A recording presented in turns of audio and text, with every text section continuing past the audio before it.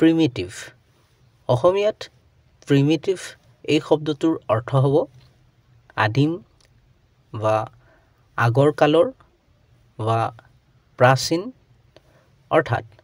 মানুহ বা প্ৰাণীৰ বিকাশৰ অতি প্ৰাৰম্ভিক পৰ্যায়ৰ সৈতে জড়িত অহা এই দুটা বাক্যৰ সহায়ত আৰু বেছি ভালকৈ বুজি লওঁ primitive man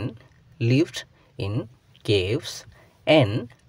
haunted wild animals আদিম মানুহে গুহাবোৰত বাস কৰিছিল আৰু বন্যপ্ৰাণী শিকাৰ কৰিছিল Do you know how primitive men generated fire? আপুনি জানেনে যে আদিম মানুহে কেনেকৈ জুই সৃষ্টি কৰিছিল চেনেলটো সাবস্ক্ৰাইব কৰি ল'বা কাৰণ